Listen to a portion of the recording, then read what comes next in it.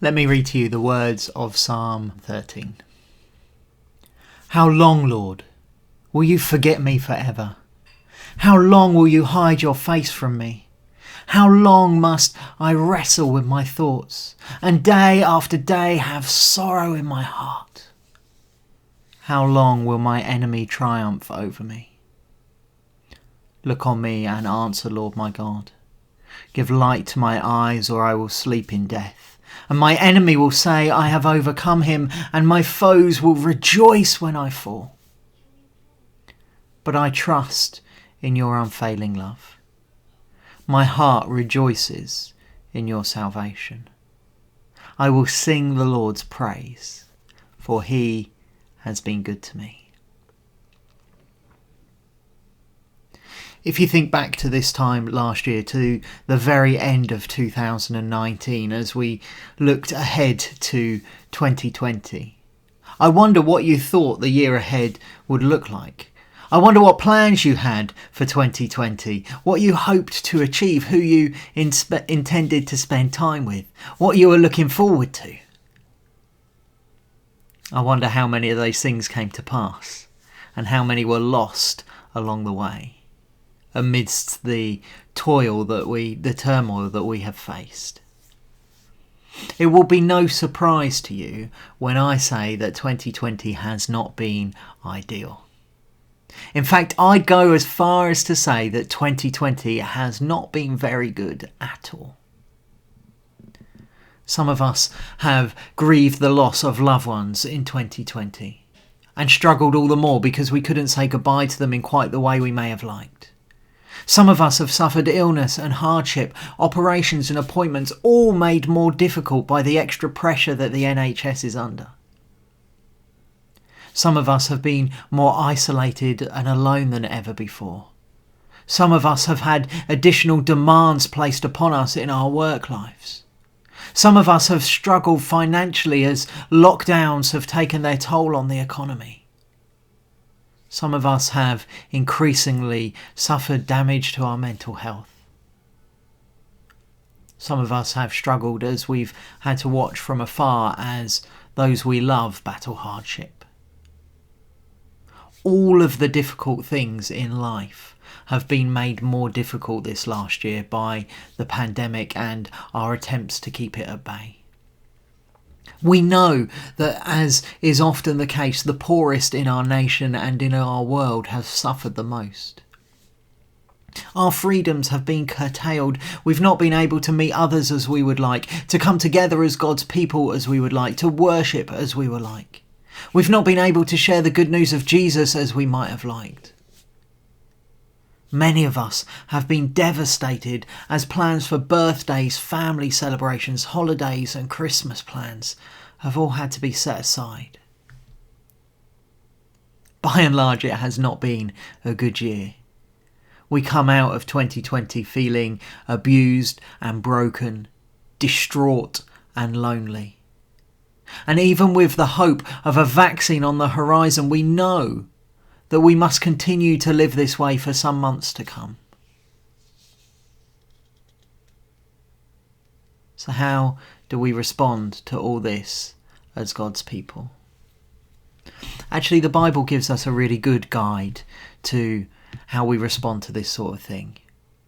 It's full of what we call lament, which is a recognition that the world is not as we would like it to be, that the world is not how God would have it be. Lament is an anguished cry to God. Lament is a song of sorrow, a prayer of pain. And the psalm that I started with, Psalm 13, is a great example of this. There are 4 elements to lament that I want to run through with you quickly. 4 steps in coming to God in our pain, in suffering, in anger, in despair. The first thing we do, the first step, is simply to turn to God. And that might seem obvious to you, but I think the truth is that for many of us, this first step is the most difficult. When we are low, when God seems far away, when we are upset or angry about things in this life that are causing us harm, we find it hard to turn to God. It's a bit like when you're mad with someone else in the house and you're giving them the silent treatment. But issues don't get resolved, relationships don't become stronger, our pain is not removed simply by ignoring it. Rather than drawing away from him, the first thing we need to do in our pain as we lament is to turn to him. Our psalmist shows us this. The psalm starts, "How long, Lord, will you forget me forever? How long will you hide your face from me? Lord, I want to see you. Lord, I come before you. Lord, I'm speaking to you." Turn to God. The second stage in our lament is to tell him what the problem is, to bring our complaint before him, to ask why he seems so far away, to tell him that a global pandemic really sucks, to let him know that our hearts are bleeding, that our minds are frail, that we suffer and that we do not understand. To cry out because the world is broken and unjust, because those we love have become sick or passed away, because we're worried for our own safety and security and the safety and security of others. Lament is about humbly, honestly identifying the pain, the frustration and the unanswered questions that well up inside us, and to bring those things before God. Say, "God, 2020 has been largely horrific and it is hurting us." Once again, the psalmist sets the example. "How long must I wrestle with my thoughts, day after day, have sorrow in my heart? How long will my enemy triumph over me?"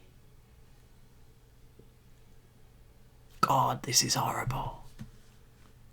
We turn to God, we bring our complaints before him, and then thirdly, we ask him for help. Maybe this seems like the most obvious bit. Maybe too often we skip straight to this. When we're talking to God, we skip straight to it and tell him, "God, I need this and this and this and this and this." And maybe sometimes we're getting this step a bit wrong because we're saying, "God, this is what I want. Make this happen. Make that stop. Do this for me." And sometimes it's okay to pray those prayers. It's okay to say specific things to God that we want or need, to talk to God about our desires. But sometimes as we lament, as we tell him we are broken and hurting, that his world is broken and hurting, I think our plea for help can be a little less specific. Please, God, do something.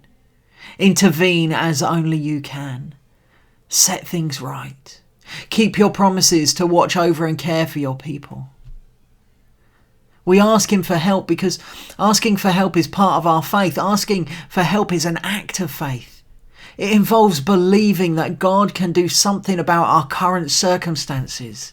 It means believing that he does act on behalf of his people. And once more, the example is in the psalm. "Look on me and answer, Lord, my God. Give light to my eyes, or I will sleep in death." Turn to God, bring your complaint to him, ask for his help, and finally choose to trust. When we interact with God in pain and sorrow, when we turn to him in lament, trust should always be where we're aiming to end up. We don't come just to air our grievances, just to mouth off and then ignore the Lord. We come in pain, we come in faith, and we come with a desire to trust him for a future that is better than today, to trust that he is working even in the midst of the pain, to trust that he is still walking with us even through the valley, to trust that he hears, he knows the cries of our hearts and that his heart is breaking for us too. Lament is a way for us to renew our trust in God. We bring before him all that weighs us down, and we trust him to be God, to intervene where necessary, to heal where he chooses, to teach what he would have us learn, to carry us through to a brighter tomorrow. The psalmist closes by saying, "I trust in your unfailing love. My heart rejoices in your salvation. I will sing the Lord's praise, for he has been good to me." It's okay for things not to be okay. It's normal for things not to be okay.